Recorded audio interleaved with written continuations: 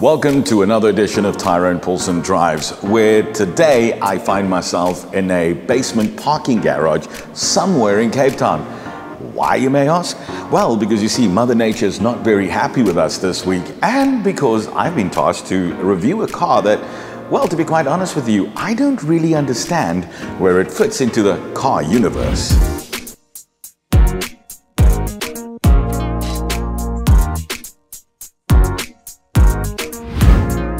This is the Mercedes-Benz GLC 300D Coupe 4MATIC. It's the coupe version of the GLC SUV, which is the SUV version of the C-Class. Basically, it's supposed to be the good-looking, sportier and fun member of the family. Like the youngest kid in the family usually, gets all the good bits from all of the previous ones that came ahead of it. And then that one always ends up being the pretty one, usually. Now, yes, this car is pretty, even though it falls in a class of cars which is kind of confusing.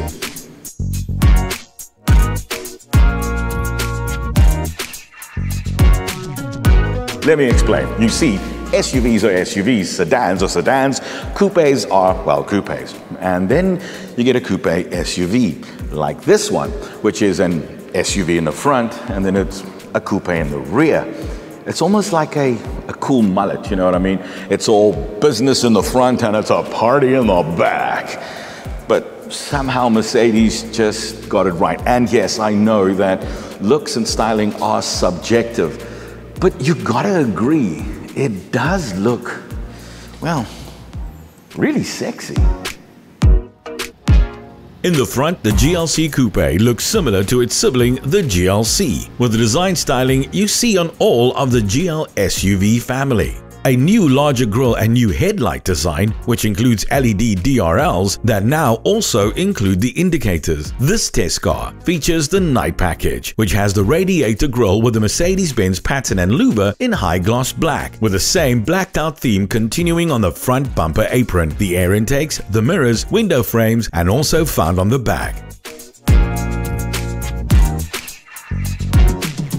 Well, talking about its back, I do think that this car's got one of the nicest looking rears when it comes to coupe SUVs. You see, it borrows also quite a bit of its styling from its cousins, the CLA and CLE, and somehow Mercedes-Benz has managed to just pull it off in a SUV.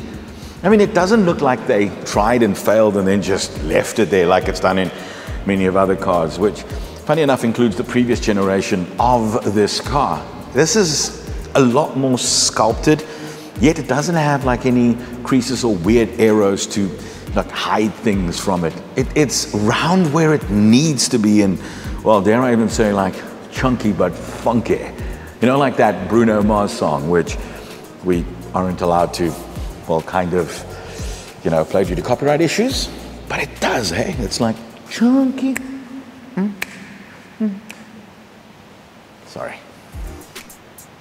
Under the bonnet, you get a 4-cylinder turbo diesel engine, which includes a 48-volt mild hybrid system, producing 198 kilowatts and 550 Newton meters. The mild hybrid system adds 17 kilowatts of boost when squeezing the throttle, but it's there for more than just that. It aids with better fuel economy, with claims of 6.6 liters to 100 kilometers. Plus, the integrated starter motor helps with probably the best stop-start system I've ever used, but we'll cover that when we drive it. Besides taking some of its styling cues from the C-Class on the outside, it does exactly the same here on the inside with this floating infotainment display, as well as the driver display here as well.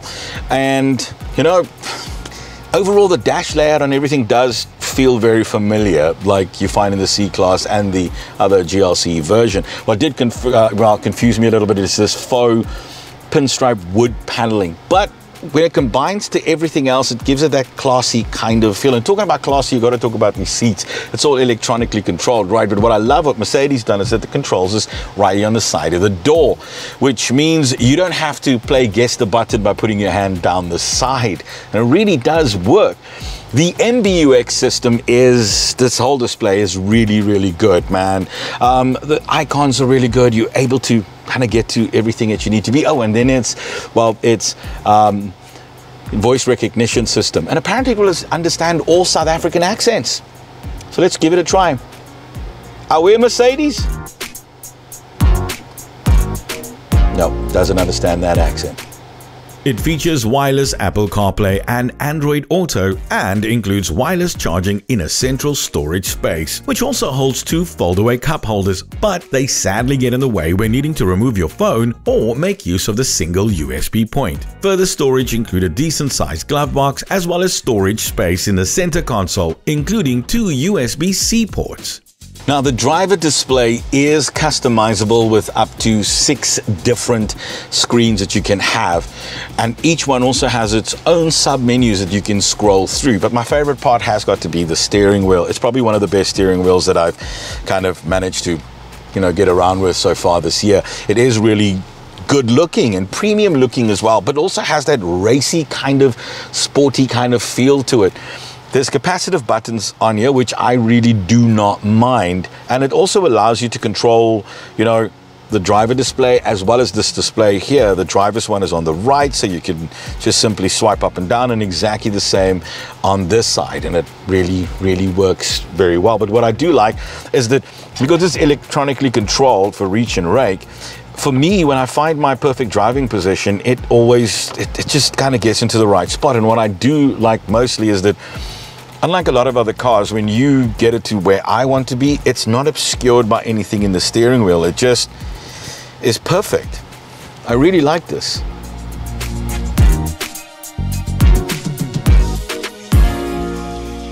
In the rear, it also, feels exactly like the C-Class.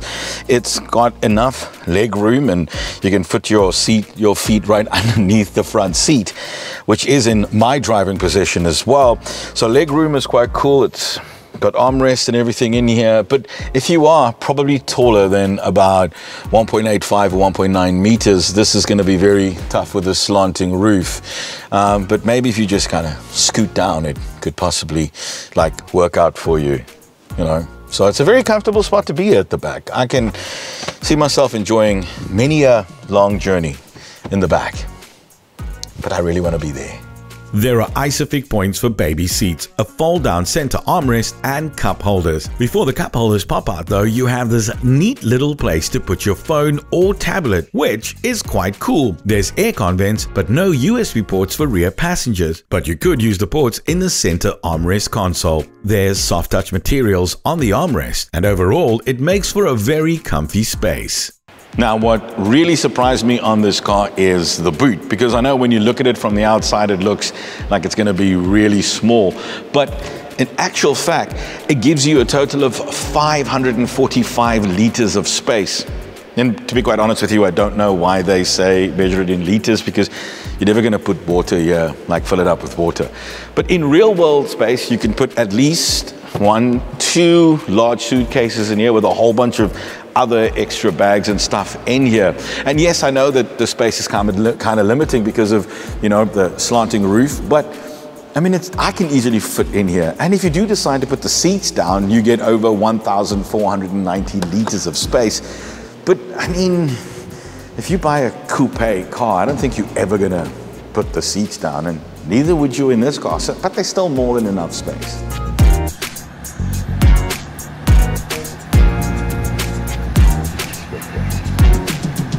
Getting behind the wheel of the Mercedes-Benz GLC 300D Coupe 4MATIC is actually the real place where you want to be. Because I mean, besides having the ability to go from 0 to 100 kilometers an hour in under 7 seconds, this car feels premium every single time we get behind the wheels. Which means you end up just want to go cruising, man, because it's so comfortable. The view out the front and the rear is really good. Even with this large, long bonnet and big grille, it's not a concern at all. Yes, the rear view is a little bit compromising because of its slanted roof, but I can see all the cars and everything that's behind me. Where it does become a bit of an issue is maybe when, you're reversing. But with the rear view cameras and the parking sensors, it actually works really, really well. What I do like about this camera though, it's mounted inside of the badge, so when you go reverse, it flips up. And with the weather that we've been having over the last couple of days in Cape Town, the camera stays clean, because a lot of other cars mount them outside nowadays.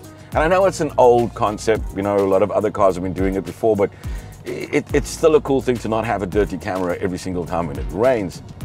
The car has quite a bit of different driving modes that you can get used to or need to use. Things like there's an eco mode as well as comfort, which I like using.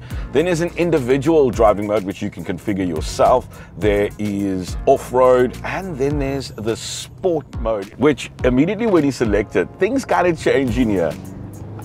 It just becomes immediately super responsive. The engine note is a bit raspier, and yeah, it makes a bit of a quite of a, you know, fun bit of driving. And even more fun is when you use the manual, you know, the little flippy paddles here, you hit it, and then it makes some fun noises. Even though it's a diesel. I mean, just listen. Oh, it sounds fun. But to be quite honest with you, I end up finding myself just driving it again in, well, comfort mode, because it's just more comfortable. And then you get closer to that claim fuel consumption figures that Mercedes has of 6.6 liters to 100 kilometers, which I've been averaging about 7.2, 7.3. And then there's that integrated starter hybrid motor setup thingy, which I mentioned a little earlier. What makes this thing really amazing is how it works with the start-stop system.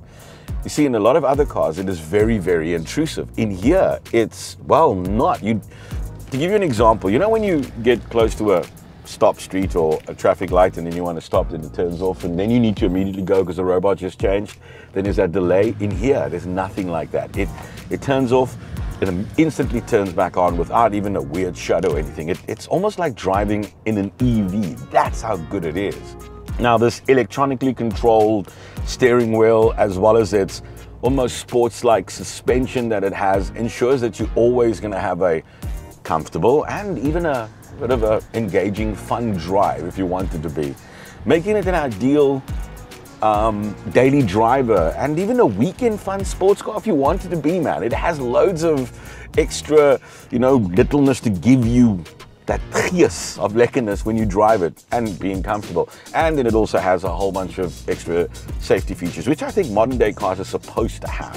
Things like lane keeping assistant, blind spot monitoring, accident avoidance, and especially when it comes to, like, after the weather we've had in Cape Town over the last couple of days, man, you definitely need these. With that though, I have to say this, please people, you know, when it's raining and it's wet out there, you know, please keep a decent gap between you and the car in front of you and just slow down. Because to give you an example, at just 60 kilometers an hour, it takes the average car 45 meters to stop. Now imagine when it's completely wet and you're doing higher speeds. Yeah, that's scary, right? So slow down, please.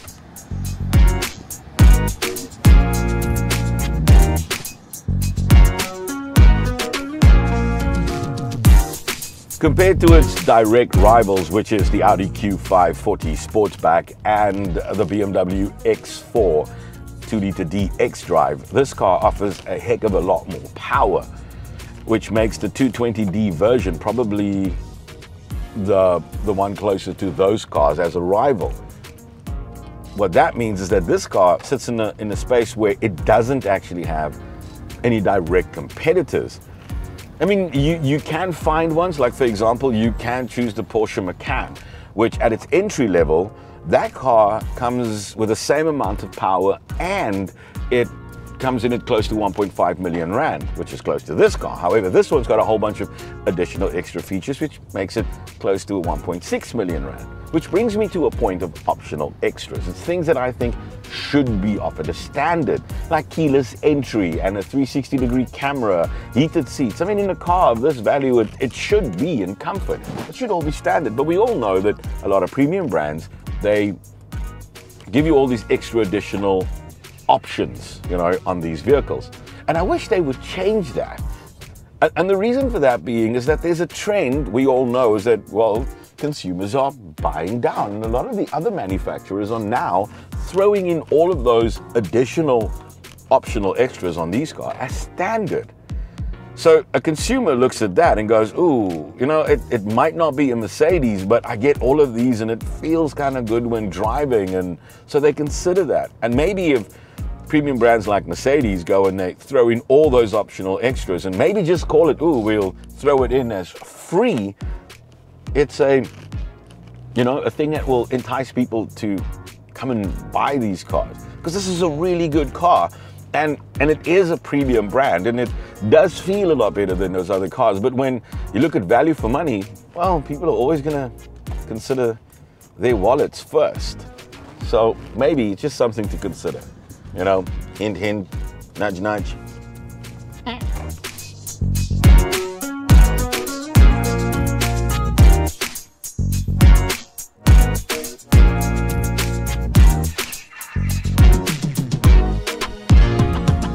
With all of that said and done, I still think that this is a really good car to drive and even to live with on a daily basis, even while I'm still very confused on, well, what it's supposed to be, if it's a SUV or a coupe, or even really who it's for. But what I can guarantee you is whomever decides to buy the Mercedes-Benz GLC 300D Coupe 4MATIC, it will definitely ensure that you will enjoy a pleasurable, comfortable, premium driving experience every single time when you get behind it. And with that though, thank you very much for watching another edition of Tyrone Paulson Drive. If you liked the video, please click like, leave a comment. Also, if you don't mind, and if you haven't subscribed yet, please do so as well. Thanks for watching. See you on the next one.